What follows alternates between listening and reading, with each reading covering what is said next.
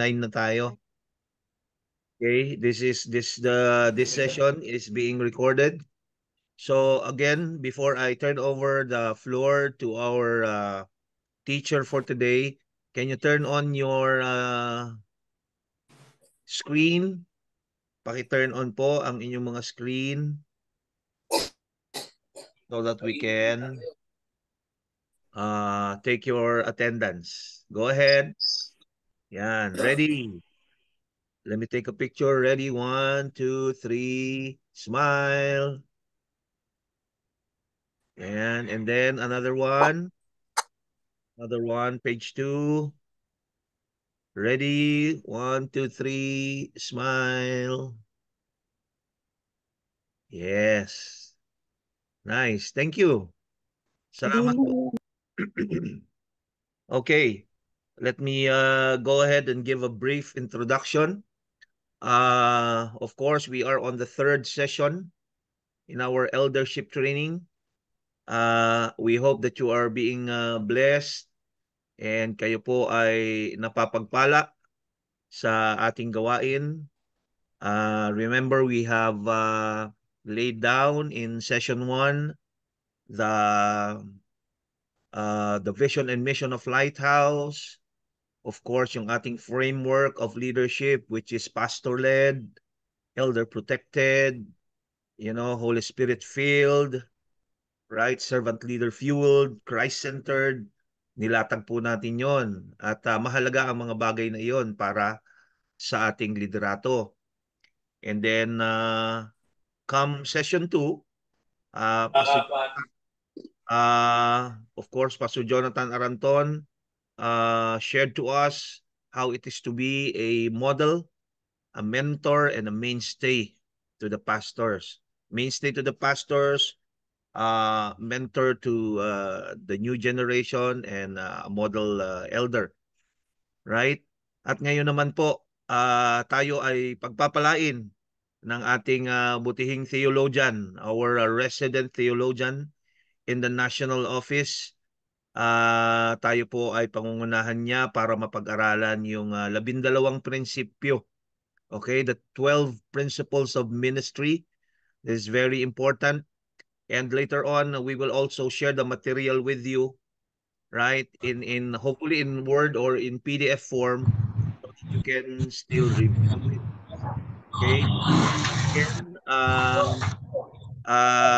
patuloy tayong makibahagi rito in the end, yung mga bagong elders that we will install, we will give the appropriate certificates once you are done with the eldership training. Okay? Pagpapatunay lamang po na tayo ay naka-go through with one of the major trainings, especially in the eldership ministry. All right. So much for the introduction.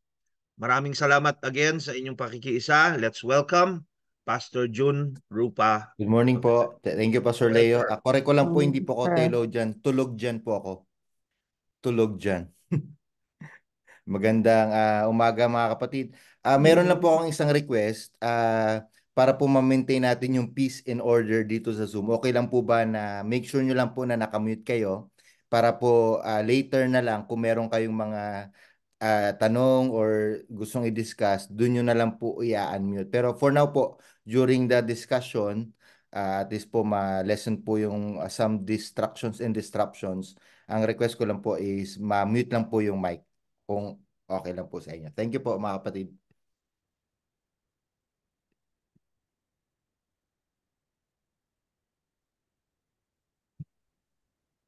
Awan ko po kung nakikita nyo na po yung screen natin. No?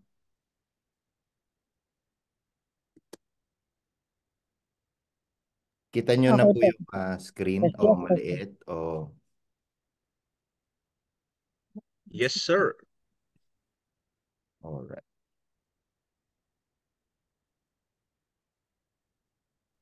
Magandang umaga po. Ako po ay naatasan para po ituro ang 12 Principles of Ministry.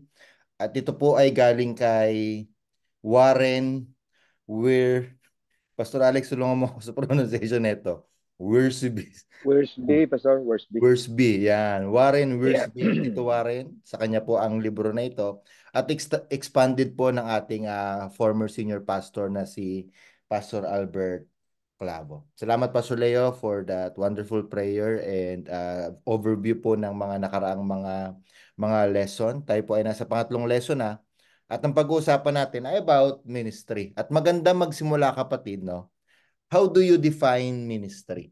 Ikaw po, alam ko na most of you ay nasa ministry na. Hindi naman kayo member at naging elder na agad. Malamang at malamang may mga assignments, may mga roles na kayo sa church. At I would like to ask, siguro 3 hanggang 4, Nalis ko. personal na opinion nyo po or personal na experience, paano nyo po dinidefine ang ministry? Tagalog, English, Bisaya, wala pong problema.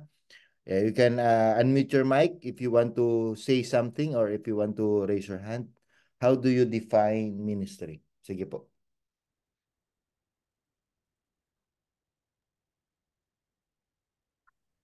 Sister Ses, kita ko po kayo nag-unmute ng mic. Go. Good morning po. Good morning po. I can define po ministry as an opportunity. It is a way of mas lalong mapupurihan ang Panginoon sa mga blessings sa kanyang it is an opportunity to serve. Wow, opportunity to praise and serve God. Thank you po, Sister Ses, for that very concise answer. Anyone pa po? Sige lang po. Just unmute your mic and speak po. Sino po sa inyo? Sis Liberty, nag-mute po kayo ng mic or sis? Hello. Hello po, yes po. Naka-mute po kayo.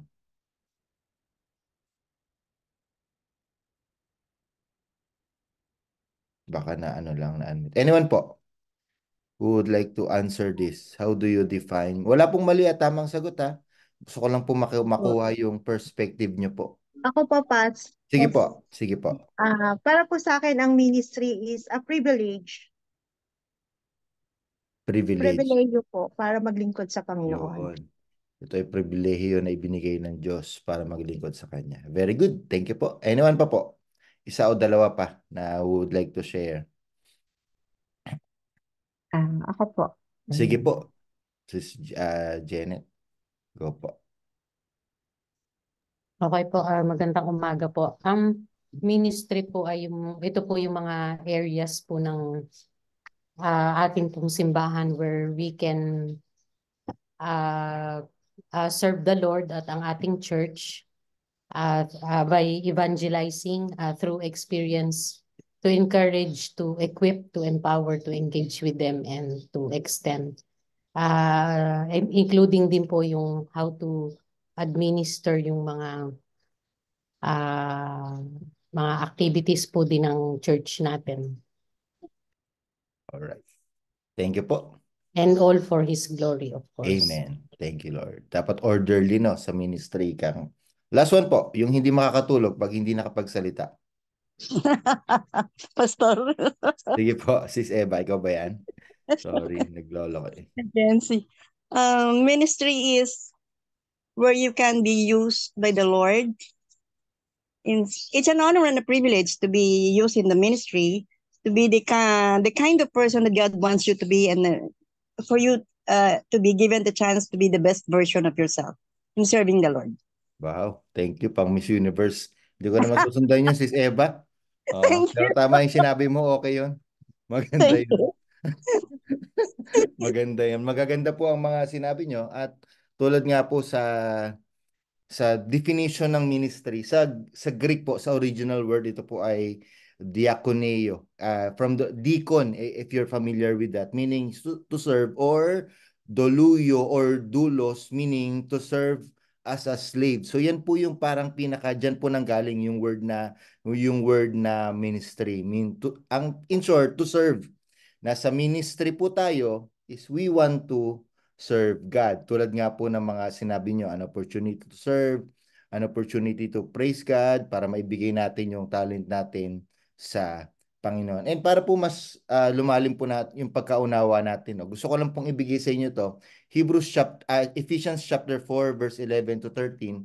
Sabi ni Paul, so Christ himself gave the apostles, the prophets, the evangelists, the pastors, and teachers to equip his people for works of service. Pero nakita niyo po yung pinakalayunin, no? Merong na-equip sila for works of service so that the body of Christ may be built up, may tayo po ang katawan ni Kristo, at maabot po natin ang unity sa pananampalataya, at somehow po yung karunungan na nanggagaling sa Panginoon, at maging mature. So dun pa lamang po, 4 na yung layunin. And lastly, attaining to the whole measure of the fullness of Christ. Ito maganda maging maging ano rin natin to, no? Magandang perspective when we do ministry, kasi po nakakalungkot, marami pong mga simbahan ngayon tumatayo pero hindi alam kung bakit sila tumatayo. Tinatawag nila ang church nila na ministry, na makikita natin regardless kung gaano kalaki, kaliit ang simbahan, pero hindi define kung ano ang ministry. At ganito po ang nangyayari. I don't know if you're familiar with this. Naging controversial, naging trending po ito. I think for the 2 years ago, itong Kappa Community Ministry International Inc. Sila po ay tinatawag nila ang sarili nila na bishop, mga bishops. Ito po ay namayagpag sa Vismin area, Visayas, Mindanao, lalong-lalo na po sa Mindanao area. Ang ginagawa po nila ay, ang mga target po nila ay mga pastors and mga elders din po na katulad nyo. Ang sinasabi ay meron pong love gift. So magbibigay ng love gift doon dito sa Kappa Community Ministry. Actually, para tong schema, para tong scheme ng, ewan ko kung familiar kayo sa networking, no? So ang nangyari po, yung 10,000 daw, within a year ay tutubo ng around, parang papalo siya ng 100,000 or something like that. Parang ganun po. So basically, pag nag-love gift ka, babalik sa'yo ng ganun amount. So mayroong times 9, times 10. So nangyari po, hindi na naging ministry, naging ano ba tawag dito? Paluwagan, Pyramid naging scam. love gift. Even the word love gift, no, na iba. Pero kung titingnan mo, ang ganda pa naman ng pangalan nila, no? Kappa Community Ministry. But sad to say, ito po ang pinamalaking scam sa buong Pilipinas, na Yeah. bilyon po ang nabudol. Billion pesos po ang nabudol. And up to now po, siya po ang tinalo niya na po yung yung scam nung 90s, si Balajay ba yun? Tinalo niya na po yun. Ito na po ang may pinakamalaking scam, at nakakalungkot po na dito po nanggaling from this group of, masasabi ba natin silang Christian churches, pero dito manggagaling na merong word na ministry, no? Nakakalungkot po, and from that po nagkakaroon ng pa-church pa. So nasisira po ang imahe ng simbahan, and the way people view ministry, nakakalungkot po, nasisira. At ayaw naman po natin mangyari yon dito sa Lighthouse. Kaya nga po meron tayong ganitong klaseng mga training, no? Ito po ay pagtatama kung ano man po ang mga maling pananaw natin tungkol sa ministry. And wala naman po siguro dito, no, kikita ba ako dito? Ano bang mapapala ko dito? Ano bang magigain ko dito? Kasi kung yun yung hawak nyo, kung yun yung pananaw at yun yung gusto nyo mangyari, kapatid, hindi mo sa ministry makukuha yan. Okay? From the word itself, serve as slave, serve as a slave. So I hope and I pray na for this coming weeks ng ating training, no, ay mas maunawaan natin, no, bakit nga ba ako nandito sa ministry, at ano nga ba ang purpose kung bakit ko ginagawa itong mga bagay na ginagawa ko. Now, as we move forward, 12 nga po ang pag-aaralan natin.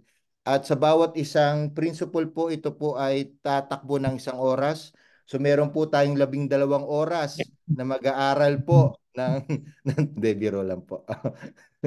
I hope and I pray na for this siguro an hour or so ay makita at mapag-aralan natin. Ano nga ba yung mga principles ng mga ministry na ibinigay sa atin ng Panginoon? Unang-una po, number 1. The foundation of ministry is character. Ang pinakapundasyon po ng ministeryo ng paglilingkod natin sa Panginoon ay ang ating pong karakter. Sabi sa Proverbs 4 verse 23, above all else, guard your heart, for everything you do flows from it. Sabi ni Paul sa 2 Corinthians 6:3, we put no stumbling block in anyone's path so that our ministry will not be discredited. I'll give you siguro a few seconds to para mag-take note lang. Hindi po ba to recorded, Pastor? Recorded po. Sorry po sa mga sa mga ayaw po mag-notes, no? I can watch it in YouTube. Okay po, sige po. Ministry is unlike any other vocation. Pag meron po kayong kakilalang o na-meet na surgeon na merong mga problema sa kanyang karakter, pero magaling siyang surgeon at nasa life or death na yung situation ng yung kamag-anak, pamilya, kahit ano pang kasamaan ng ugali ng surgeon na yan, dahil siya yung pinakamagaling na surgeon sa buong Pilipinas, anong gagawin mo? Pupunta ka pa rin dun sa surgeon na yan. Hindi na nagmamatter yung ugali niya. Hindi na nagmamatter kung babaero siya. Hindi na magmamatter kung marami siyang utang, kung paano niya winawaldas ang pera niya. It doesn't matter na kasi ang gusto mo, mabuhay yung pamilya mo. Not so in ministry. You may be a great preacher. You may be a great counselor. You may be a great elder or church administrator. But if you have bad character, it diminishes your stature and discourages others from placing themselves under your ministry. Yan po ang pinagkaiba natin. Tayo po, yes, gusto natin competent the way we do ministry. Gusto natin talagang maayos, talagang excellent, pero more than po dun sa kagalingan ng ating mga kamay, ay importante rin po ang ating karakter. Kaya una ko pong tanong is kumusta po ang ating integrity? Napaka-importante po nun mga kapatid. Ayaw po namin dito sa Lighthouse, kaya po very specific po kami dito na we are not just after yung kagalingan nyo po, yung ability nyo. We are not just after your wealth. Alam ko pong mga milyonaryo kayo mga kapatid. Alam po namin yan. Alam po namin na marami kayong pera. Pero more than that, hindi po yun yung dahilan.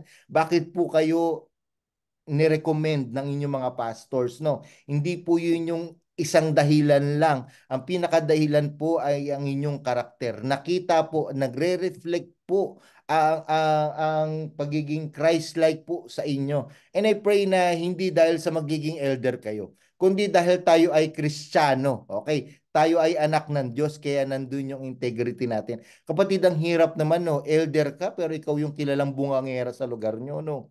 Elder ka, wala naman ako pinapatamaan, pero ikaw yung number 1 na sa Marites.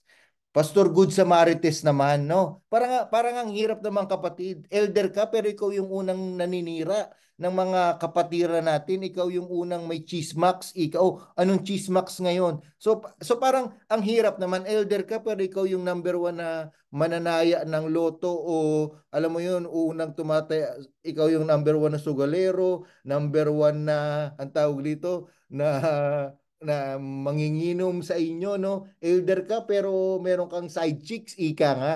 So parang ang hirap naman mga kapatid, no? Kung gusto nating mag-serve kay Lord, especially kung gusto nating mag-elder, pero questionable ang ating karakter. Yes, tayo po ay hindi perfecto. I acknowledge that mga kapatid.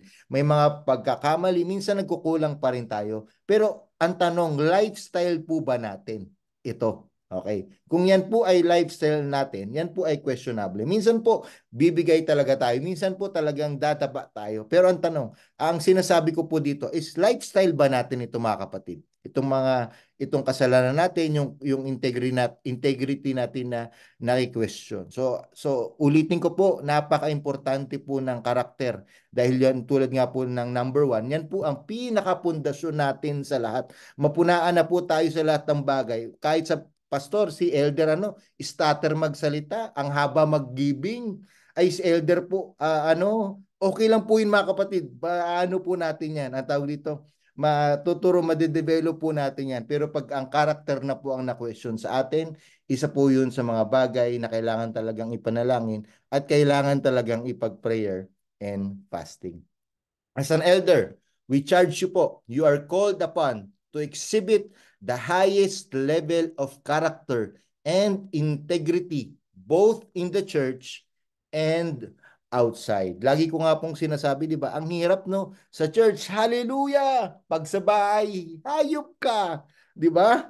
Talagang pag sa church, no, mabuhay ang Panginoon. Pero pag sa bahay, mamatay ka na. Di, parang ang hirap lang iyan, no? Ang hirap, ang tawag dito, parang hindi siya tugma, no? So I pray, yes, may mga challenges tayo, no? Pero I pray na integrity natin ay nakikita sa loob ng simbahan at sa labas po ng simbahan. Pangalawa po na makita natin ito, number 2, the motive of ministry is love. Ano yung number 1? The foundation of ministry is character. Ang motibo po kung bakit tayo naglilingkod sa Panginoon ay dahil sa pagmamahal. Pagmamahal sa Diyos at pagmamahal sa mga tao. May I ask Sister Lori, sorry, ikaw yung nasa screen ko. To read po yung 2 Corinthians 5:14.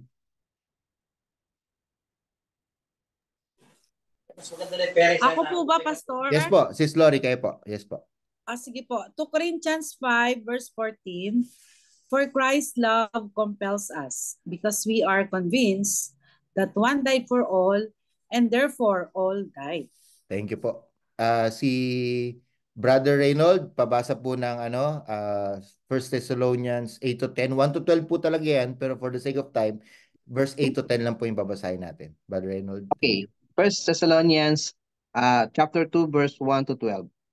So we cared for you because we love you so much. We were delighted to share with you not only the gospel of God, but our lives as well. Surely you remember, brothers and sisters, our toil and hardship. We work night and day in order not to be burdened to anyone while we preach the gospel of God to you. Thank you. The sheep must see their shepherd as primarily after their welfare, not his own. If any wrong motives are ever felt, the sheep will gradually shy away from their shepherd. Ano po ang motibo natin? Bakit tayo naglilingkod? Minsan po nakakalungkot, wala po ito sa Lighthouse, no? Pero may mga churches po akong nakilala talaga na binabrand nila yung church nila na ito po ay, ang church namin ay for Class A church. I mean, mga Class A na people. Kaya nakakalungkot, ang po sa damdamin, pag may mga tao na medyo hikaw sa buhay, mga marami pinagdadaanan, iba yung background, alam mo ngayon, wala, hindi yan magiging tighter natin. Nagiging iba na po ang motibasyon. Iba ang treatment pagdating sa makotse, iba ang treatment pagdating sa mayayaman, iba ang treatment pagdating sa mga naglalakad lang, medyo pawis-pawis pa, medyo alam mo yun, parang itsurang hindi to itsurang Ayala. Itsurang Ayala gilid to . So tayo pong mga elders, no? Tandaan po natin ang pinaka-motivasyon bakit po natin ito ginagawa ay pagmamahal po sa tupa na ibinigay sa atin ng Diyos. At ang tupa na po yun regardless kung ano po ang influence nila sa gobyerno, regardless kung mayaman sila o hindi. Pantay-pantay po dapat ang pagmamahal na ipinapakita natin sa ating mga membro. Elders, I charge you mga kapatid, hindi dapat makitaan tayo ng favoritism, kung sino lang yung nilalapitan, kung sino lang yung kinukumusta natin. Yan po ay isang flock ng Panginoon. Hindi dapat magkaroon tayo ng division at tataas ang kamay mo pag merong handaan, doon ka lang pupunta. Samantalang yung isa nag-invite, ay naku, mahirap pumunta sa lugar nila, walang parking, naku, magulo doon. Hindi po. Ang visitation po, ang pangangumusta po ay hindi nakabase po sa estado ng isang tao. Ito po ay nakabase sa pagmamahal ng Panginoon sa atin at kung paano natin sila dapat mahalin. As an elder, you are called upon to minister to the sheep always out of love for them and a genuine concern for their well-being. Sino man po ang ipadala sa atin ng Panginoon, ano man po ang pinagdadaanan niya, I pray na hindi dapat lumabas sa ating bibig na, naku, ano ka, pag ministerihan ko to, panigurado lalaki ang tithes ng church. Kahit no, pag hindi ko to ministeryohan, wala namang mangyayari. Hindi po. Nawa, wala pong lumabas na ganun sa ating mga bibig, no? Lagi po tayo, ang pinakamotivasyon po natin, why we do things, why we serve God, kaya tayo nasa ministry, ay dahil lamang po sa pagmamahal natin sa Diyos at pagmamahal natin sa tupa na pinagkatiwala natin sa Kanya. Pangatlo po, the measure of ministry is sacrifice. The measure of ministry is sacrifice. Pwede ko bang mahiling si Sis Edna Priscilla ng Kalamba to read po yung Mark 10 verse 45? Pa-unmute na lang po ng mic, please. Thank you. The measure of ministry is sacrifice. Mark 10 verse 45. For even the Son of Man did not come to be served, but to serve, and to give his life as a ransom for many. Thank you po. First John, sige po, tuloy niyo na po. John 3:16. This is how we know what love is. Jesus Christ laid down his life for us, and we ought to lay our lives for our brothers and sisters. Thank you po, Sis Edna. Thank you po. Every leader will be called upon to sacrifice for the sake of the mission. As an elder, there will be times the situation will require you to make different sacrifices of your time, energy, and finances. As your pastor po, gusto naman namin maging conducive ika nga ang pagsiserve nyo sa Panginoon. Kaya gumagawa tayo ng schedule. Alam po namin na busy kayo, may mga trabaho, may mga anak, may mga pamilya kayo. At alam niyo po, bilang mga pastor, mind you po, naiisip po namin lahat yon. Every time na meron po tayong gagawing mga activities, every time na magsiserve tayo alongside sa mga kapatiran natin, naiisip po namin yon. Pero bilang mga minister ni Lord, bilang mga elder po, ay minsan at minsan po, hindi naman po talaga lagi, ay meron tayong sakripisyong kailangan gawin.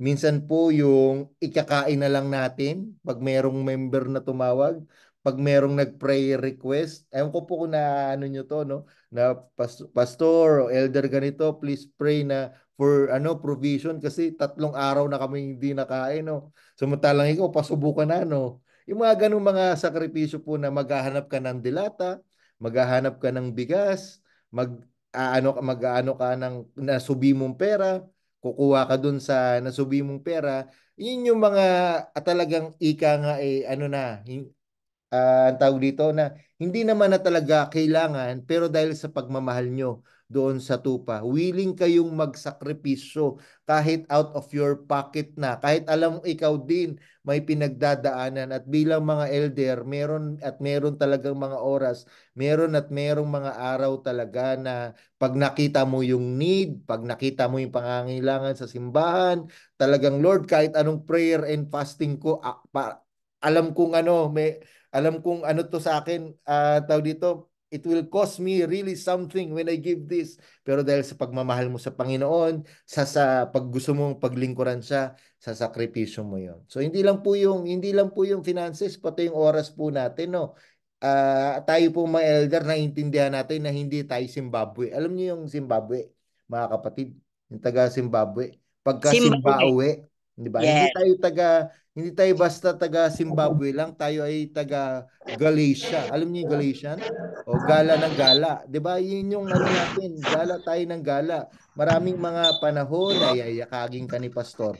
Maraming mga panahon na sis, samahan mo ako. Meron tayong wake service. Maraming mga panahon yung energy mo na minsan ipapahinga mo pero nakikita mo yung need ng ministry, talagang ibibigay mo pa yon, no? So hindi naman lagi ganun ang sitwasyon, pero darating ang panahon na tayo mga elders po ay magsasakripisyo para po talagang matugunan, may panalangin, maipagdasal, talagang makita na yung mga kapatiran natin ay nasusuportahan natin, no, sa lahat ng aspeto ng buhay. Mind you po, may mga supplementary verses po ay pwede nyo pong i-take note din yan o i-record kasi mamaya after po ng ay meron po tayong gagawin.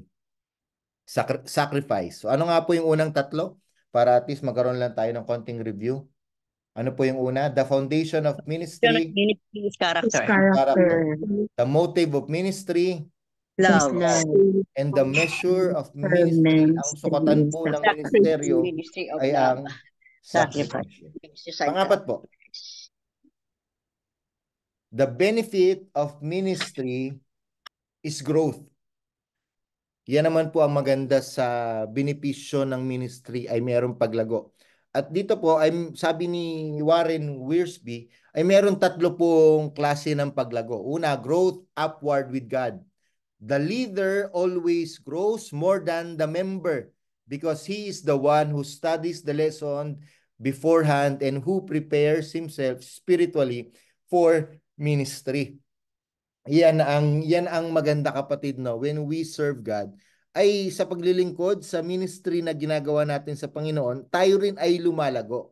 Yes, we understand na ang paglago po ay ito po ay sa personal na relationship natin sa Panginoon, pero ang laking tulong din po kung tayo din po sa paglilingkod natin ay mas nagagamit, no? Mas nagiging effective na minister tayo at mas nakikita natin yung maturity as we serve God. Kaya nakakatuwa, every time tayo ay na-assign sa pastoral prayer, tayo ay na-assign sa giving, or some of you, merong mga tinatawag na daily Bible studies. Nakakatuwa, no, kasi tayo yung unang kino-convict ni Lord, no? Tayo yung una niyang binabasag. Tayo yung una niyang hinahanda. At sobrang ano po sa atin yun, malaking benepisyo sa atin na every time we teach the Word of God, every time we exhort the Word of God, ang Diyos ang unang nangungusap sa atin at minibigyan niya tayo ng privilege, sabi nga ng isang kapatid natin dito, na i-share din yung salita ng Panginoon na yun. So meron kang paglago sa Panginoon. At ang hirap naman po, no, tayo mga elder, no, tayo nagpe-prepare, ay hindi tayo nag-grow. Mahirap po yung mga kapatid, hindi po ganun ang layunin. Ang prayer ko po, as you prepare ito pong mga ministry na ibinigay sa inyo ng Panginoon, ang panalangin ko ay mas lalo pa po kayong lumago. Pangalawa, growth inward, in character naman. So natakal na natin niya kanina. As you grow in your walk with Christ, your character inevitably takes on the character of Christ. So habang tayo po ay nagsiserve kay Lord, nakikita natin, no, yung mga iba't ibang mga tao rin, no, na nahasa tayo, na nami-meet natin yung iba't ibang mga tupa na ibinibigay sa atin ng Panginoon, at mas mare-reflect tayo. Ganito pala ang karakter na pinapakita ni Kristo, no? Tayo ring mga lingkod ng Diyos ay nade-develop yun. Minsan po may nag-pray ng patience. Lord, give me patience. So sa tingin nyo, anong ginawa ni Lord? Binigyan siya ng tao na matitest talaga yung patience niya. Okay? Lord, bigyan mo ako ng ganitong klaseng yung agility, yung bigyan mo ako ng ganitong na magpupursige sa ministry. Ayun, ibinigay siya sa ministry na nandun yung maraming mga nagtatanong, no? Maraming mga question sa buhay. So, importante po yan na as we serve God, lumalago ang ating relasyon sa Kanya at lumalago din yung ating karakter. And lastly, growth outward with people. Ministry will bond you with the people you lead. Ito po lagi itong sinasabi ni Pastor Leo, no? Ang sarap po maglingkod sa Panginoon. Ang sarap po mag-ministry kay Lord kung hindi lang po basta co-minister ang kasama mo. Ang sarap po maglingkod kay Lord kung yung mga kasama mo ay kaibigan mo. Talagang talagang close of friends mo, no? So I pray na tayong mga elders na tinitrain, no? Kayo ang unang talagang magkaroon ng bonding kasi importante po 'yan. Dahil darating po ang panahon, may mga pag-uusapan tayong mga sensitibong mga bagay. Darating ang panahon, magkakaroon tayo ng diskusyon ng matindi. Pero dahil tayo ay bonded, tayo ay talagang close, tayo ay magkakaibigan, darating din man ang panahon na kung saan isasantabi natin yon at iuna natin yung relationship na build natin. Ano nga po yung benefit pag tayo po ay naglilingkod sa Panginoon? Merong growth, at ano yung growth na yon? Growth upward, growth inward, and growth upward, outward inward. with people. Panglima naman po ay the tools of ministry are prayer, worship, and the word. Sister Jorisa, okay lang po bang pabasa po itong mga verses po na nandito ngayon? Yes po. Okay, 1 Thessalonians 5:17 says, never stop praying. And then in Psalm 8:2, it says, through the praise of children and infants, you have established a stronghold against your enemies to silence the foe and the avenger. And for the 2 Timothy 2:15, do your best to present yourself to God as one approved, a worker who does not need to be ashamed and who correctly handles the word of truth. Amen. Thank you po. Yan po ang tools natin. Every time na tayo po ay nasa ministry, pwede siguro marami tayong mga tools, no? Yung talent natin, yung pakikipagkaibigan natin, yung pagiging extrovert natin, yung pagiging introvert natin, pero hindi yun yung pinaka-tools po. Yun po ay mga supplementary lang. Pero ang primary tools po natin sa ministry ay ang ating pananalangin, ang ating pagsamba, at ang ating pag-aaral ng salita ng Panginoon. Last week po, nung ako ay nag-preach sa Isabela, ginamit ko po itong quote na maiksing quote lang po ito from Leonard Ravenhill, at gusto ko lang pong i-share din sa inyo ito. Sabi niya, no man is greater than his prayer life. The pastor or the elder who is not praying is playing. The people who are not praying are straying. We have many organizers, but few agonizers. Many players and payers, few prayers. Many singers, but few clingers. Lots of pastors, lots of elders, but few wrestlers. Many fears, few tears. Much passion, little passion. Many interferers, few intercessors. Many writers, but few fighters. Failing here, we fail everywhere. As an elder, maganda po kung tayo po yung unang nakakitaan ng mga tools na ito. Tayo pa kaya ang challenge ko po yung intercessory ministry nyo, huwag niyo lang pong gawing ministry.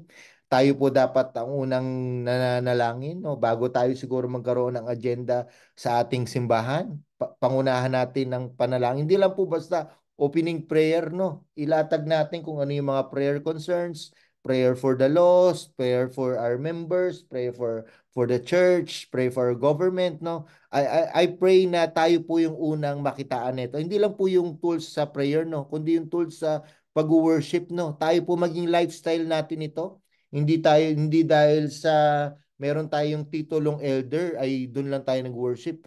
Ang worship po ay hindi po siya dahil elder ka, dahil ang panalangin ko ay inawa ito yung maging lifestyle natin, no? Maging ito yung worship, no? At hindi lang po yun, ma-exemplify din natin ito in our personal life and even din po sa corporate life po natin. Ibig sabihin, pag nandun po tayo sa congregation, no, tayo po yung unang nakikitaan na talagang hindi dahil sa gusto nating makita nila na nag-worship tayo, pero nakita nila na ito yung pinaka-heart natin. And lastly, every time na we study the word, talagang pinag-aaralan natin. Kaya ang ganda ng binasa ni Sis Jorisa kanina doon sa 2 Timothy 2:15, no? Talagang do your best to present yourself to God as one approved, isang worker na hindi nahihiya at isang worker na talagang correctly na-handle niya ang salita ng Panginoon. We dare not do any ministry unless we are soaked in prayer, filled with God's presence in worship, and confident of having studied the word. Darating ang panahon, mga elders, magiging task, magiging responsibilidad na lang ang mga assignment dahil kayo talaga ang, sabi nga 'di ba, kayo ang mainstay, kayo ang model, kayo ang talagang kaakibat ni pastor, kayo yung mga Aaron, kayo yung mga horse, ika nga.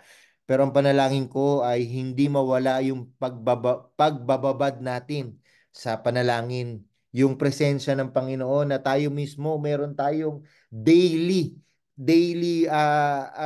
at time na kung saan ilalagak natin yon sa pagbabasa ng Biblia, sa pag-aaral ng salita ng Diyos. Nakakalungkot, no, kung saan na lang tayo assign, doon lang tayo magbabasa ng Word of God, no, doon lang talaga tayo mag-aaral. Nakakalungkot, no, kung saan naka-assign ka bilang isang pastoral prayer, doon ka lang madubduming manalangin. Hindi po. Naka-assign man tayo, hindi. Ang pinaka-tools po natin is we are encouraged, highly encouraged to pray, to worship, and really to study the Word of God.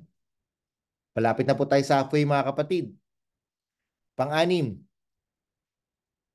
the safeguard of ministry is accountability. The safeguard of ministry is accountability. May I ask Sis Tita Mel from Santa Rosa, if you could, basahin nyo lang po itong Galatians 6:1 and 2. Galatians 6:1 and 2. Brothers and sisters, if someone is caught in a sin, you who live in the Spirit should restore the person gently, but watch yourselves, or you also may be tempted. Carry each other's burdens, and in this way you will fulfill the law of Christ. Yes. Salamat po. Ang pinaka-safeguard po natin, yung pagiging unang-una, accountable natin sa Panginoon. Naniniwala po kami na hindi po kami CCTV. Si pastor po ay hindi CCTV. Ang mga co-elder nyo po ay walang access po sa buhay nyo 24/7. Okay? Kaya ang pinaka-safeguard talaga natin is yung accountability natin kay Lord, no? Hindi namin kayo pwedeng pulisin araw-araw, no? Hindi namin pwedeng tawag-tawagan kayo oras-oras, o kumusta ka na, o hindi po. Kaya gusto ko lang pong i-clear sa inyo to, no, na ang number one na accountable tayo, na pagsusulit sa lahat po ng ginagawa natin ay ang Panginoon, na siyang nakakita ng lahat. Paano po yun? Ang ating pong karakter. Yes, sa simbahan po, no, tayo ay okay, no? At minsan may mga sitwasyon po na si pastor ay late na pong nalalaman na may ganito na po palang ginagawa. Alam niyo po, kahit po ganun ang mangyari, pagsusulit po natin sa Panginoon yan. Wala po tayong pwedeng itago sa Diyos. Yung pagmamahal natin sa mga tao, ano bang motibo natin? Bakit natin sila minamahal? Bakit tayo nagmi-minister sa kanila? Accountability natin kay Lord yan, mga kapatid. Itong calling natin as an elder, hindi lang po itong isang responsibilidad. Ito po ay isang accountability na ibibigay natin sa Panginoon. Yes, merong iaatas ang Panginoon sa atin, katulad ng mga pastors and co-elders natin. Pero tandaan nyo, mga kapatid, ang number one na accountable sa atin, tayo ay kay Lord. The devil will do all he can to bring down God's leaders.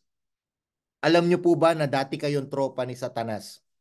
Ganun na po yung tropa kayo ni Satanas, close na close kayo ni Satanas dati, di ba? Yung dati yung buhay, no? Yung wala kayong pakialam kung magmura kayo, kung magkasala kayo, kung makapanakit kayo ng mga tao. Alam niyo, talagang banded kayo ni Satanas eh. Pero salamat na lang po sa kaligtasan ng ating Panginoong Jesucristo, na tayo ay dinukot sa kadiliman papunta sa kaliwanagan. Ngayon ikaw, na tropa ni Satanas, ay kaaway mo na ang kalaban.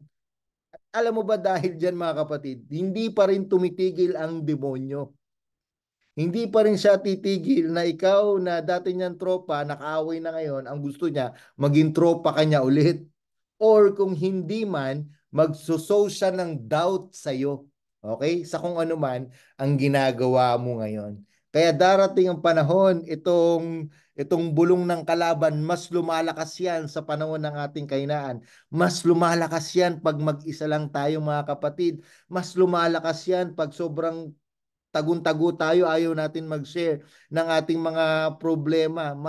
Kaya nga as an elder, we charge you to hold yourselves accountable to your spouse. Unang-una sa asawa mo. Okay, yung ka-one flesh mo. Or kung wala ka mang asawa, pwede sa kapatiran mo, sa pamilya mo, to each other, sa mga co-elders mo, sa mga close friend mo, and to your pastor. Kapatid, ang hirap namang uh, mag-deal, no, or sumama sa panalangin sa inyo kung kailan bumagsak na kayo. So kung meron man kayong mga struggles in terms sa lahat ng mga bagay, ng aspeto ng inyong buhay, gawin yung si pastor. Wag nyo ng pastor, sorry, hindi ko sinabi, nahihiya ako. Hindi. Ano man po ang mga kahinaan natin, ano man po yung mga struggles natin sa loob ng bahay, sa church, sa ating mga personal na buhay, maging hayaan natin na maging accountable tayo kila pastor, no. Ganon din naman kami po. Ay meron din kami mga accountability partners. Meron din naman kami mga pinagsasabihan ng aming mga problema at mga sitwasyon sa buhay. Ganon din tayo mga elder. So tandaan nyo na ang pinaka-safeguard natin ay accountability at hindi natin hayaan ang kalaban dahil tayo ay nakikita na sa pulpito, tayo yung mga nasa frontliners po, ika nga ng ating sa ating simbahan, tayo ang unang titirahin talaga, double time. Kaya mas maging doble ingat tayo mga kapatid when we post sa ating mga social media, when we comment doon sa mga kapatiran natin, when we, alam mo yon, pag magtitingin tayo sa ating mga social media, sa internet, talagang sobra, dobling ingat tayo mga kapatid. Kasi pwedeng gamitin ng kalaban yon, pwedeng maging futol. Hala!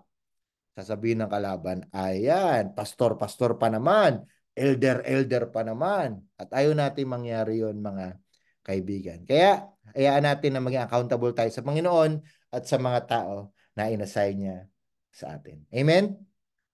Now mga kapatid, magkaroon lang tayo ng siguro around 5-minute break lang, no? We break and then later itutuloy natin yung another half ng ating 12 principle of ministry. Sige po, let's start our 5-minute break. Thank you, Pastor June. Yes, Pastor.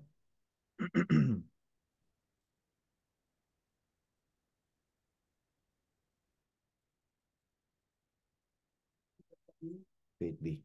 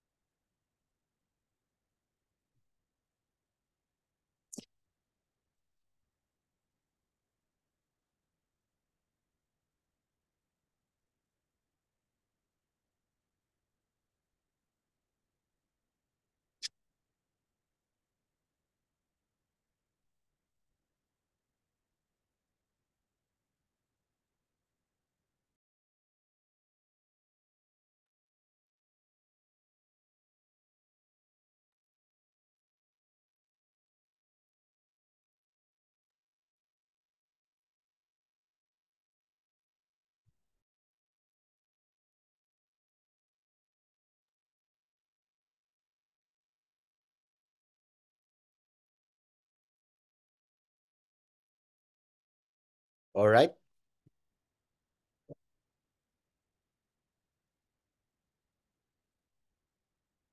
Yan. Sige po, balik na po tayo mga kapatid.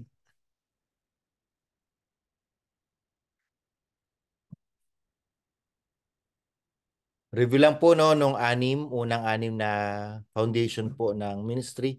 The foundation of ministry is character. The motive of ministry is love. The measure, ang sukatan po ng ating ministeryo ay sacrifice. Ang benepisyo po ng ating ministry ay mayroong paglago. The tools of ministry are prayer, worship, and the word. At ang pang-anim po, kung saan tayo nag-break, the safeguard of ministry is accountability. Marami-rami lang po, pero I hope and I do pray na talagang tumimo ito sa ating mga puso. Some of you ay naranasan na ito sa tagal nyo na rin sa ministeryo. Ito po ay siguro reminder na lang sa inyo. At sa mga nagsisimula pa lang naman po, ay magandang panimulan po natin ito ng ganito mga kapatid, no? Na ito yung pinaka-prinsipyo every time we do God's work. Pangpito po, sa ating pong pagpapatuloy ay the authority of ministry is submission.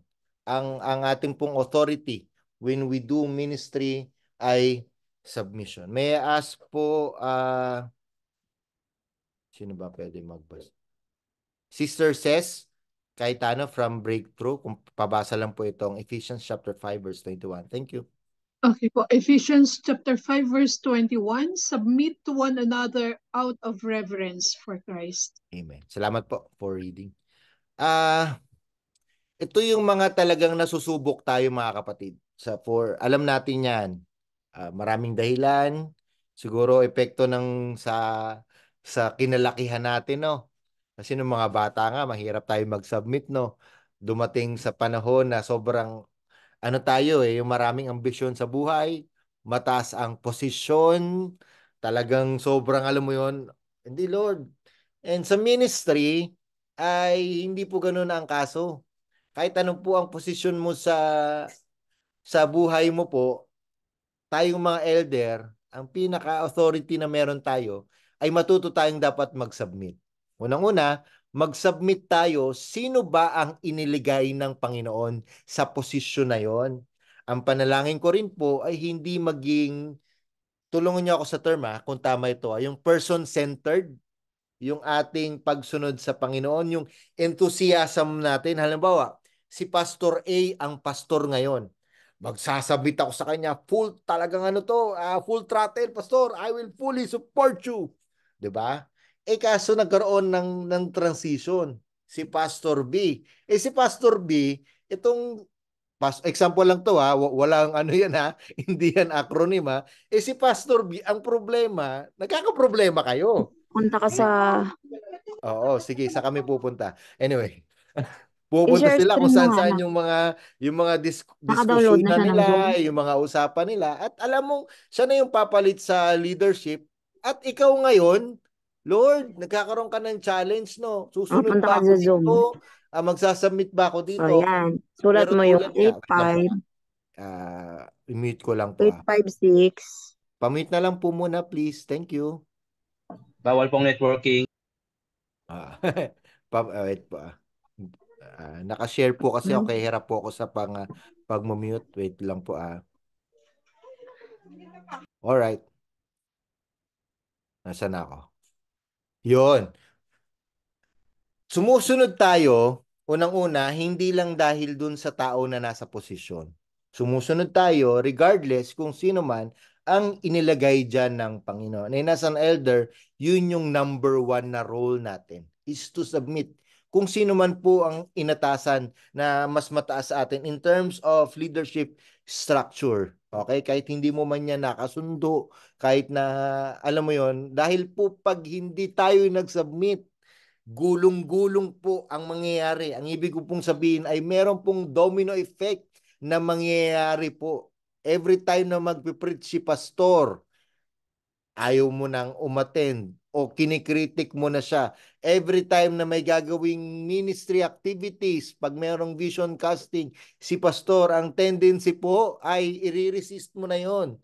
Bakit po? Kasi yung yung submission ay hindi naman po nakitaan. At ang epekto noon, alam nyo po ba, nakikita yan ng mga leaders natin. Ang epekto noon, alam nyo po ba, nararamdaman nila yan mga kapatid. Kaya tayong mga elders po, kung merong mang number one na talagang masusubok po tayo, ay ang ating pong pag-submit unang-una sa ilalagay ni Lord sa atin pong liderato o leadership. Ang panalangin ko, kung sino man po ang pastor nyo ngayon, all out, suportahan nyo mga kapatid, talagang pakita nyo. At kung magkaroon man po ng transition sa leadership, God willing, I don't know kung kailan ito mangyayari. Talagang kung kayo pa rin na magiging elder noon o hindi, I pray and I pray na talagang makita yung talagang submission nyo. Kasi po hindi naman kayo basta lang nagsasubmit doon sa tao. Kaya kayo nagsasubmit kasi unang-una, nagsasubmit kayo sa Panginoon. If a person does not know how to submit to authority, he has no right to exercise authority over others. Kung ngayon pa lang kapatid ay hindi ka na marunong mag-submit, mahihirapan ka rin magpa-submit ng iba. Okay? So totoo po yun at naniniwala po ko dito.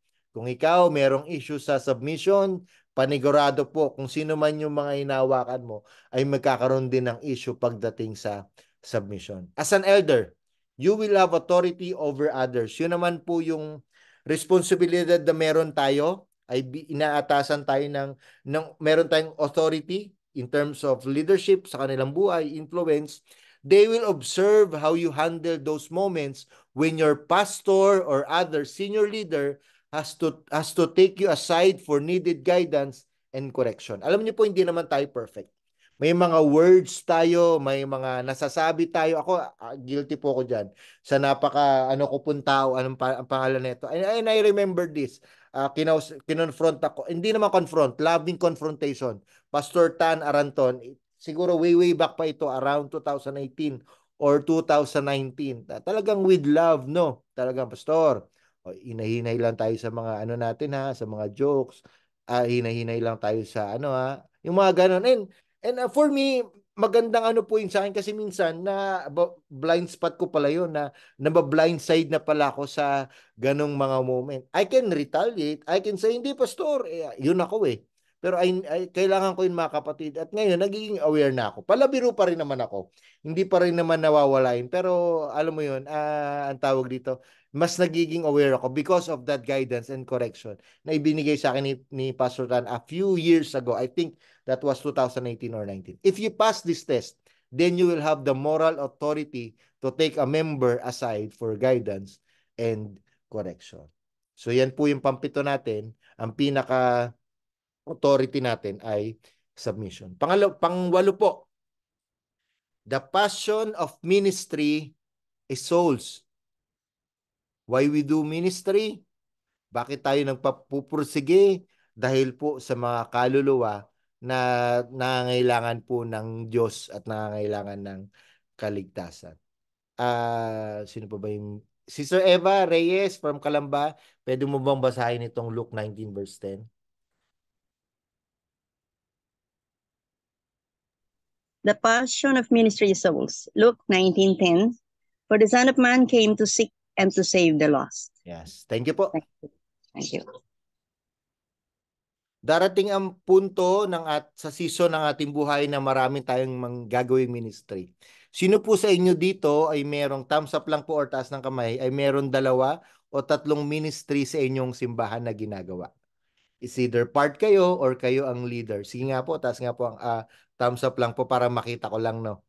Yan. Yung 2 or 3, it's either nagba-Bible study kayo, nagdi-DG, nag-exhort, or part kayo ng ganitong team, or minsan, pastor, kulang ka, mali ka, 5 po ang ministry na meron. And I praise God for that.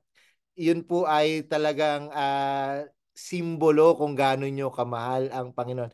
Thank you, Lord, no? At talagang hindi lang kayo basta churchgoers. Kumbaga kayo din ay nagpa-participate sa ministry na meron. And alam ko pa naman po ganyan ang heart nyo. Pero nawa hindi ma-neglect o hindi mawala sa atin yung passion and can I say this word? Compassion natin sa mga nawawala. Pwede tayong matabunan ng maraming ministries. Pwede tayong matabunan ng maraming mga aktibidades sa loob at labas ng simbahan. Pero ang tanong, ang passion pa rin ba natin ay kung ano ang passion ng ating Panginoong Hesus? Ano yung passion niya? For the Son of Man came to seek and to save the lost. Ang tanong, kampante na ba tayo mga kapatid? Sa kung anong, yes, nag-grow ang ating simbahan. Makikita nyo yun financially, na the disciple, and that's all right. Maganda yun mga kapatid. Pero paano naman yung mga hindi pa nakakilala sa ating Panginoon? Last week po, when I preached sa Santiago, yan, alam nila Sister Lorian. Isa po sa mga in-emphasize ko po doon na nung nakita ni Lord Jesus sa Mark chapter 9 verse 36-37 if I'm not mistaken, yung mga tao nung nakita niya yung crowds ay nagkaroon siya ng compassion kasi nakita niya they were helpless, they were confused, and they were like a sheep without a shepherd. And nung pinag-aralan ko po yung word na compassion po, isa sa mga definition pala nun ay nagkakaroon ng twisting dun sa internal organ, sa intestine. Sa Tagalog po, bumabaligtad ang sikmura. So that's the compassion na nangyari kay Jesus nung nakita niya yung mga tao. Literal na bumaliktad yung sikmura niya kasi nakita niya mga taong hikahos, mga taong wala pang Kristo, mga tao na naliligaw pa. At ang panalangin ko mga kapatid, no, our passion ay mag-translate siya into compassion. Okay? Ano pong ibig kong sabihin? Nawa hindi lang maging programa, hindi lang mga activity ang pag-aabot natin sa mga kaluluwa. Okay? Hindi lang siya maging part ng programa. Ito po lagi ko tong sinasabi, no. Ang heartbeat po ng tao ay pumapalo ng 60 to 70 beats per minute. Kung nag-exercise ka, 100. Translate po natin dito sa passion and compassion po sa ministry. Ilan po ang heartbeat natin pagdating sa pagmiministeryo sa mga kaluluwa? Sabi mong once a week po. So ang tanong, ang beat mo lang ba sa kaluluwa? Once, one beat per minute per week, di ba? So ano mangyayari noon? Hindi ka magiging healthy. Yung iba nga nun, patay na eh. 'Di ba? So ang panalangin ko po, kung ang heartbeat ng ating Panginoong Hesus ay para hanapin, ika nga, at iligtas ang mga nawawala. And that's his very heart. Yan yung pinaka-core niya talaga kung bakit siya bumaba dito sa lupa at mamatay para sa ating mga kasalanan. Tanong, yun din po ba yung passion natin? If you will review your ministry resume, ika nga, or sasabing ministry activities ng inyong church, nasa yung talagang pag-aabot sa mga naliligaw. Kayo po, personal po, nagkakaroon ba kayo ng time to really pray sa inyong kamag-anak, sa inyong pamilya na para makakilala sa Panginoong Hesus? O meron bang bukas na oportunidad o talagang naghahanap ka talaga ng chance na pag may nagpa-pray sa'yo na kamag-anakan, kaibigan, talaga bang inaabot mo sila at talagang pinapahayag mo sa kanila ang mabuting balita? So yan po talaga ang passion ng ministry. More than the aesthetic design na pwede nating magawa. More than the good structure na pwede nating magawa. Alam ko magaling kayo dyan. Maging organized, maging orderly ang ministry. Nawa, and I pray na hindi mawala ang passion natin, ang pag-aabot sa mga naliligaw pa. Amen? God wants the lost to be found, and we must have the same passion. Gusto ng Diyos na ang mga naliligaw ay matagpuan at nawa yun din ang maging heart natin.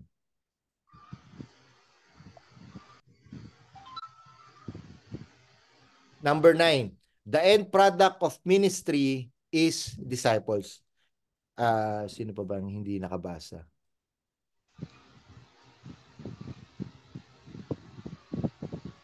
Brad Roel po from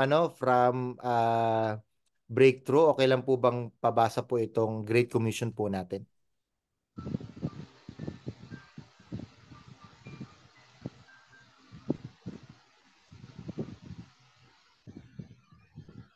And nakamute ka po, Brad Roel. Okay lang. Ayan. Or wala pong sounds ata. Sige po, habang sinisettle nyo po na marami pa namang verse, Si ano na lang po, si Brad Charlo at si Rose, isa sa inyo, pabasa na lang po.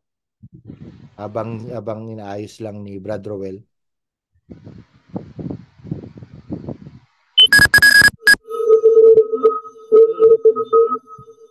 So, wala pa rin po ano nyo na lang po, Brad Roel. Troubleshoot. Sige po, Brad Charlo, Bro Charlo. Lumapit si Jesus at sinabi sa kanila, ibinigay na sa akin ang lahat ng kapangyarihan sa langit at sa lupa. Kaya't humayo kayo at gawin ninyong alagad ko ang lahat ng mga tao sa lahat ng mga bansa. Bautismohan niyo sila sa pangalan ng Ama at ng Anak at ng Espiritu Santo. Turuan niyo silang sumunod sa lahat ng inuutos ko sa inyo. Tandaan ninyo, ako'y laging kasama ninyo hanggang sa katapusan ng panahon. Thank you, Brad Charlo. We seek not converts to a movement, but disciples, sincere followers of Jesus Christ. Yun po, gusto ko lang po, hindi naman pagbanggain, pero mas gusto ko pong tutukan itong Passion of Ministry, Souls, Evangelism, and Discipleship. May nagsasabi, ano bang mas importante, evangelism or discipleship? Yun yung parang isa sa mga, ewan ko ba ba't ginagawa nilang debate yun, no? Yung ano mas mahalaga, evangelism or discipleship. Meron pa nga isa, ito nakikita ko lang to sa Facebook. O anong importante, diploma o diskarte? 'Di ba? Parang ba't ka pa pipili? Pwede naman parehas. Ganon din po sa evangelism and discipleship. Ba't ka pa pipili? Dito sa Matthew 28:18-19, parehas yan. Go, evangelize, make discipleship. Gusto ko lang pong i-illustrate sa inyo to, no? Nung nagsisimula po ng liderato si Pastor Jojo, nilatag po namin ito. At part naman po kayo ng team, no? Most of you, if not, ay naiintindihan ng Lighthouse Mission, no? Tama naman po, no? So, hindi to lingid sa inyo. So, meron tayong 7 department ng Lighthouse Mission. Nagsisimula yan sa evangelism, encourage, extend, empower, experience, equip, and engage. Kasi with this pie na nakita natin, meron tayong dilema. Yung evangelism and yung encourage na kung saan nandun yung discipleship ay masyado siyang na-compartmentalized. Masyado siyang na-departmentalized na hindi naman yun yung pinaka-intention. Bakit natin nagawa itong mga department na ito? Itong Lighthouse Mission. Pero ang nangyari po is yung yung extend, yung empower, yung experience, yung equip, yung engage, iniatang yung discipleship and evangelism dito po sa department na ito. Kaya dumarating ang oras, ang panahon, sinasabi ngayon nung nasa ibang department, ay, hindi ko naman trabaho yan. Trabaho ng nasa evangelism department yan. Ay, yung pagdi-disciple, okay na ako dito sa experience. Matrabaho na tong Levites ministry. Okay na ako. So dumarating ang panahon na nagiging burden ngayon ang pag-i-evangelize. Kasi unang-una, Pastor, di ko naman departamento yan. Okay na kami dito. Okay na kami sa equip. Magti-train na lang kami ng mga elders, ng mga leaders. At nagkaroon ng epekto yon. Nagkaroon ngayon ng pananaw na kung saan yung evangelism and encourage lang ang gagawa. So nababurden din sila. Kung sino man po ang na-assign sa evangelism and encourage, nababurden sila. At na-challenge sila in a sense na parang hindi masyadong umuusad itong dalawang departamento na ito. Kasi nga, naiatas lang sa kanila. Kaya ang ginawa po natin ay gumawa tayo ng bago nating shout out, ika nga. Bago nating ano bang tawag dito? Ito yung pinaka battle cry natin, no? When we do ministry, at para mawala yung ganong perspektiba po. Kaya po lumabas dito, with this po, lumabas po dito yung share Jesus and make disciples. Kung nasa evangelism department ka, you share Jesus and you make disciples. Kung nasa equip ka, you share Jesus and make disciples. Ito pong share Jesus and make disciples na po na ito ay hindi dapat mawala itong component na ito sa lahat ng mga departamento. Kung nasa kamang departamento ka, dapat nagsishare Jesus and make disciples ka. And I charge you, elders, Lighthouse elders, hindi porket elder na kayo, hindi porket mabibisi kayo, hindi nyo ito gagawin. No, tayo ang dapat una nagpapakita ng halimbawa ng model na still we share Jesus by whatever capacity na meron tayo, by whatever opportunity na ibinigay sa atin ng Panginoon, we will still share Jesus at hindi na magki-question kung sino ang ididisipulo, kung sino ang ibibigay ni Lord sa atin, we will still make disciples. So yan po ang shoutout natin na pinahawakan natin regardless kung anong department tayo, we will still share Jesus and make disciple. Amen ba mga kapatid? Amen? Naunawaan? Amen. Naintindihan? Sir, may tanong po ako. Po, sige po. Pwede po magtanong? Sige po. May bayad na po. Magkano? Sige ba? Sige po. Is there a difference between empowering and equipping? Aren't they one and the same? Opo, for ano lang po ito, for ang purposes lang po nito is ang empower po nito is empower the new generation. So nakatutok po ito sa ating pong mga youth, young adults and kids po. Yung equip naman po, ito po yung mga training the leaders po and the body of Christ. So yun po yun. Pero nagkaroon lang po ng ano to ng sa wording lang po ito nagkatalo, Sis Eva. Okay. So yun lang po yung pinaka. Yes po, Okay. no problem po. Ingat. Sige po. Alright. Pang-sampu. Di ba? Bilis no. 3 na lang mga kapatid. Pang-sampu. The power for ministry is the Holy Spirit. Ang kapangyarihan na ibinibigay sa atin ng Diyos at may kakayahan tayong magministeryo. Walang iba kundi ang banal na Espiritu. Sino po ang pwede magbasa? Brother Roel, okay ka na? May mic ka na? Hello, Pastor. Yun. Okay lang. Zechariah chapter 4, verse 6. So he said to me, this is the word of the Lord to Zerubbabel, not by might nor by power, but by the Spirit, says the Lord Almighty. Amen. Amen. Sige po, tuloy niyo na po.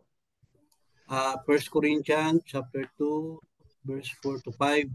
My message and my preaching were not with wise and persuasive words, but with a demonstration of the Spirit's power, so that your faith might not rest on human wisdom, but on God's power.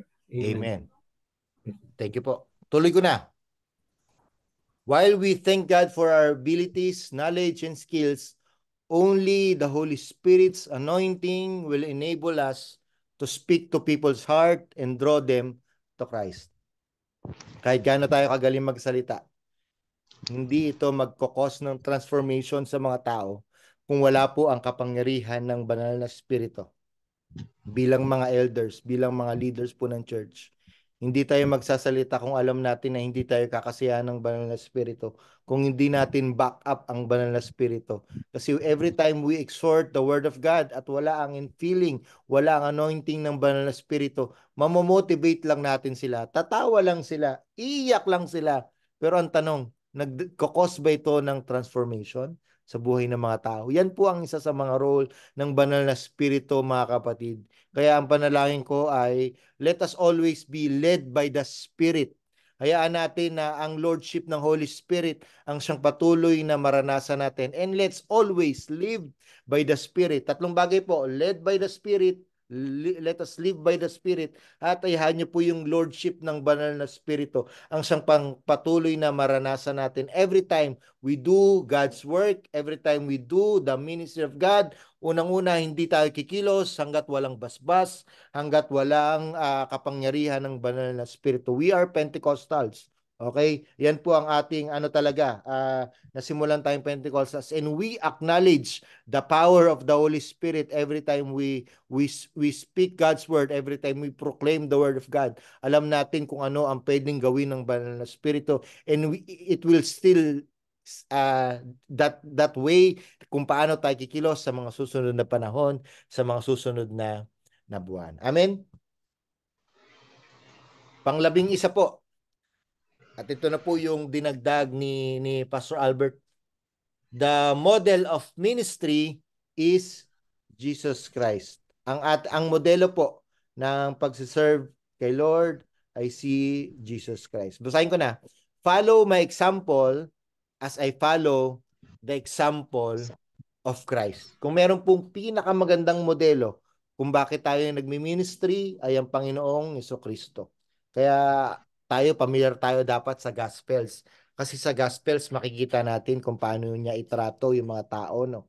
Kung paano niya ipaglaban yung mga tama, na kung paano niya ipagtanggol ang mga inaabuso, at kung paano niya pagalitan naman yung mga nangaabuso. So, balance lang po. Yung meekness, no? Maganda dyan yung Beatitudes of Christ, no? Yung blessed are the poor, blessed are the meek. Yun po ay magandang ano rin po yun, no? Magandang pamantayan din ika nga ng ministeryo natin. At yun ay nagmumula kay Jesus Christ. At ang magandang tanong nga mga kapatid, no? Sa bawat activities na gagawin mo, sa bawat salita na babanggitin mo, papagalitan mo man, pagsasabihan mo man yung mga tao, may nakita kang mali, may napuna ka na, oops, what would Jesus do? Kung si Jesus ang siya magsasabi nito, sa paanong paraan niya ito sasabihin? No? Sasabihin niya ba ito ng ganitong kaparaanan? Sasabihin niya ba ito ng parang ano, hindi iniisip yung kapakanan ng ibang tao, no? What would Jesus do? So magandang maging WWJD, maganda maging pamantayan din natin mga kaibigan when we do ministry, ika nga. Alam natin na ang pinakamodelo natin ay si Jesus Christ. Yung preachers natin, yung mga pastors natin, pwede natin maging model yan. Tayo mga elders, di ba? Pwede natin maging model yung kapwa natin elders. Pero ang ultimate model natin, bakit natin ginagawa yung ministry, ay si Jesus Christ. Lastly, last na po, the purpose of ministry, ang pinaka-purpose why we do ministry is to glorify God. Is to glorify God. Sino po ang pwede magbasa? Yung hindi pa po nakabasa? Yung sa, sino ba ba? Sige po, basa. Take it away po sa nag-unmute ng mic. The 12 principles of ministry is the purpose of ministry is to glorify God. In the book of 1 Corinthians chapter 10 verse 31. So whether you eat or drink or whether you do it all for the glory of God. Psalm 115 verse 1. Not to us, Lord, not to us, but to your name be the glory because of your love and faithfulness. Thank you po, kapatid. Salamat po. Lastly po, ang pinaka-purpose ng ministry is to glorify God. Minsan, no, may nakakatuwa pero minsan nangyayari ito, no, every time we preach, every time we do exhortation sa giving, sa pastoral prayer, no. Kapatid, ang galing-galing mo talaga. Ano sasabihin mo? Hindi ako yun. Hindi ako yun, si Lord yun. Parang ako minsan ginamit ka ni Lord. Tanggapin mo, salamat po. At 'di ba? Minsan kasi parang nagkakaroon siya ng parang false false humility o parang hindi na maganda. Huwag mo sabihin ikaw yun eh. Ikaw yung ginamit ni Lord that time, okay? So sabihin mo, salamat po sa Diyos po ang papuri. Salamat po na ginamit tayo ng Panginoon. So nawa magkaroon tayo ng magandang pananaw every time we do this, no, every time we glorify God. At tanggapin ang papuri ng mga tao, pero in terms of kung may correction naman din, tanggapin din yung mga kapatid kasi ang pinakadahilan nga natin, whether we eat, we drink, ano man ang ginagawa natin ay para lamang sa karian, para lamang sa karangalan ng Panginoon. Hindi tayo nagbibuild ng ating karian.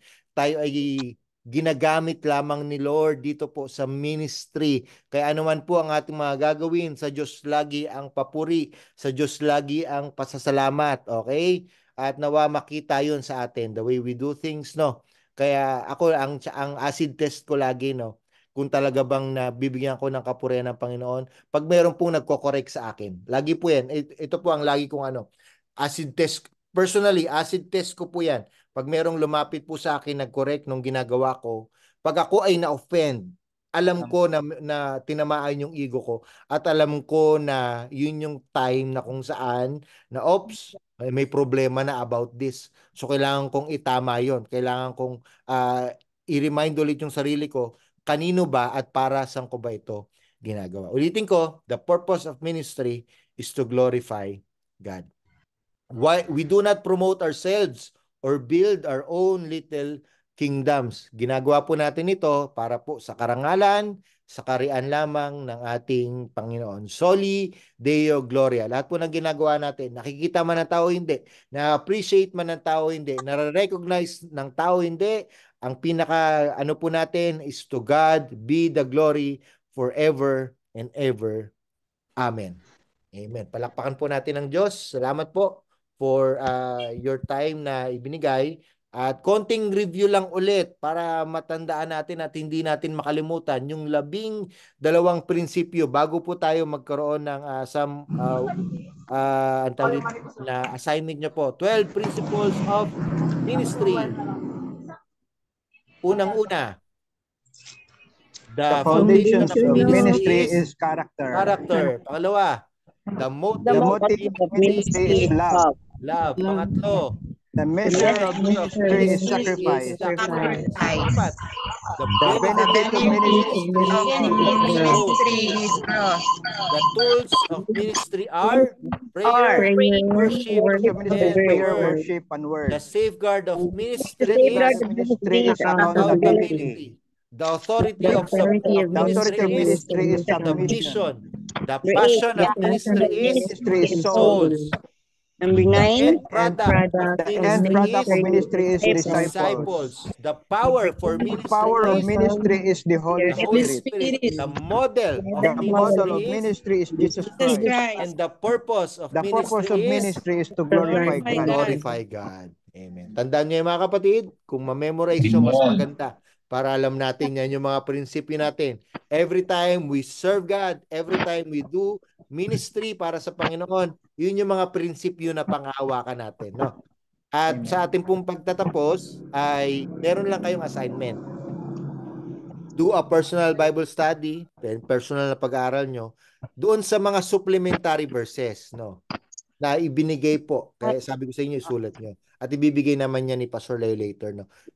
Principle chosen, scripture passage study. Dalawa, ang napili nyo, the foundation of ministry is character. Ano yung supplement verses doon?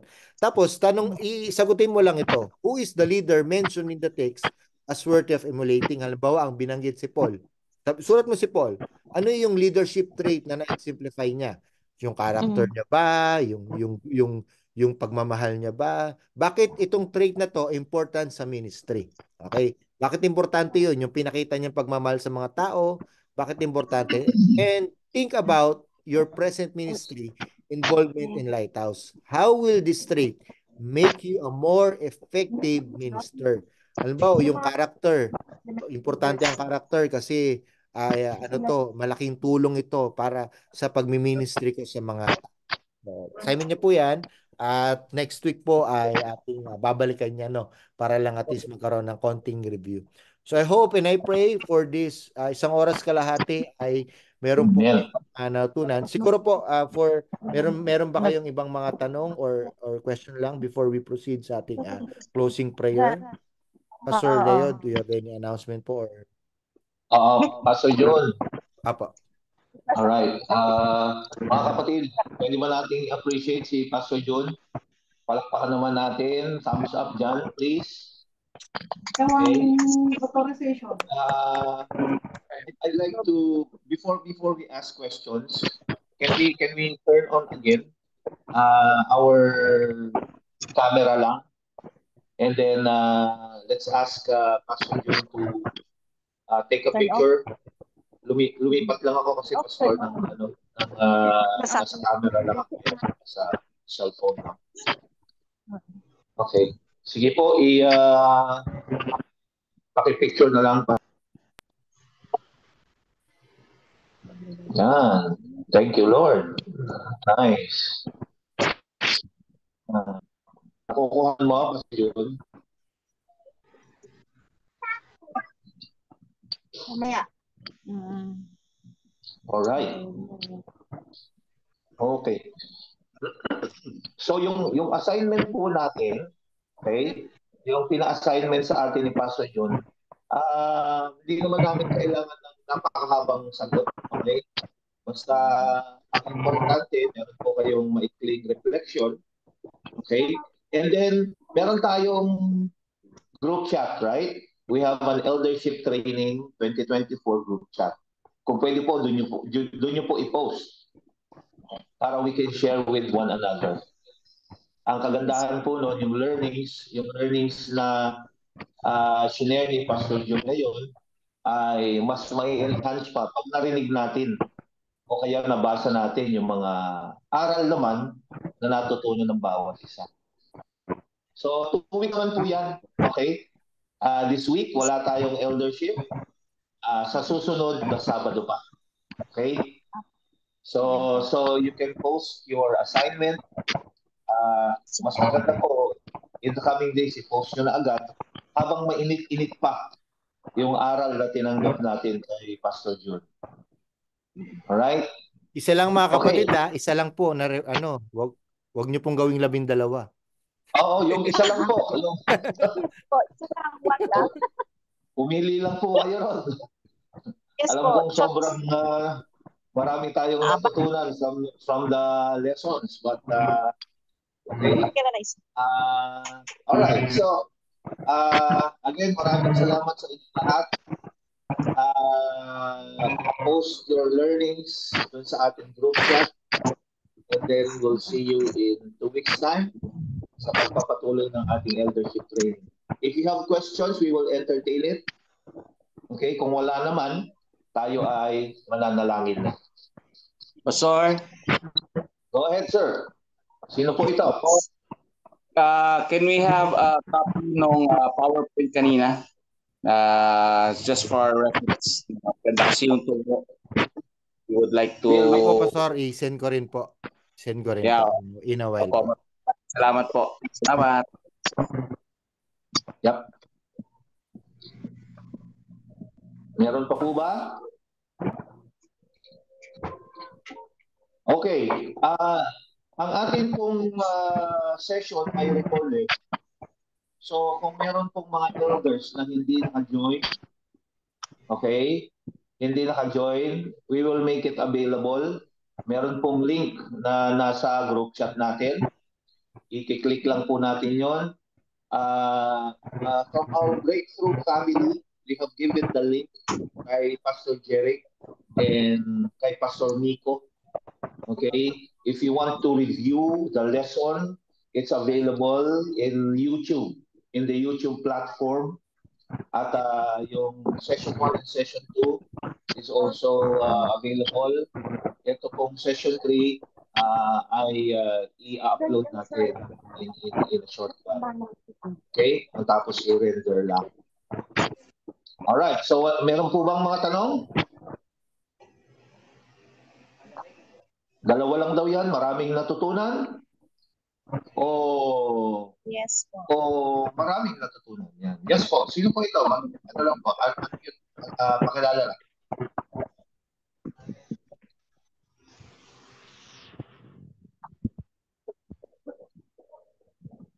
Sige po, si Ma'am Esther ba yun? Kayo po ba ang magtatanong? Wala. Okay. Going once? Going twice? Parang gusto nyo umuwi ng maaga. Nasa bahay na pala kayo. Sige. Okay lang po, okay lang. Forecast, ang magtuturo po sa atin next week ay walang iba kundi si Pastor Alex Perez. 2 weeks, Pastor, 2 weeks. In 2 weeks time, si Pastor Alex Perez po ang magtuturo sa atin. Kaya naman be excited for that. And so, we'll see you again in 2 weeks time. Alright, let's pray po. Kung wala nang tanong, tayo po ay manalangin at magpasalamat sa kabutihan ng ating Panginoon. Lord, maraming salamat sa oras na nagdaan. Kami po ay pinuspos mo at pinuno mo ng iyong karunungan. Patuloy naming hinihingi sa pagkakataong ito ang kalakasan ng banal na spirito so that we may be able to transform the learnings that we have received, Lord, into solid actions. Because we know that your intention is not only to give us information, Lord, but to truly transform us according to the image of our Lord Jesus. And so, Lord, Holy Spirit, bless us, anoint us, empower us, and continue to be with us, Lord, as we put into action yung aming mga natutunan. And as we continue to meditate and re-study the learnings, as we give our assignments and insights, patuloy ka pong mangusap sa amin, Panginoon. Dinideklara namin ang pagpapala mo, Panginoon, hindi lamang sa simbahan, hindi lamang sa bawat individual, higit sa lahat sa buong pamilya, at nawa ay mapapurihan ka namin sa aming buhay. Maraming salamat, Lord. In Jesus' name we pray. Everyone will say, Amen. Amen. Amen. Amen. Thank you, Pastor. Amen po. Posted na Amen. po yung Thank you po. PowerPoint po sa eldership group po natin. So tingnan nyo na lang po. Bibigay ko po yung PowerPoint at yung PDF po para pili na lang po kayo kung ano po ang gusto nyo i-check. Salamat po. thank you, Pastor John. Thank you, Pastor Alex. Salamat mga kapatid. Thank you po. Thank you po. God bless po. Brother Archie, nabasa ko yung message mo. Thank you. Salamat Salamat po. Thank you. Thank you, Pastor June. Thank you. Pastor God bless Bye everyone. all. God bless you all. Thank you, Pastor John. Thank you, Thank you, Pastor Leo. everyone. Bless po. Salamat Thank you. po. Thank Ingat you, po kayo. Pastor June, for the message. Thank you. Salamat po. Thank you God bless po. po. Yes po. Salamat po. God bless po sa lahat.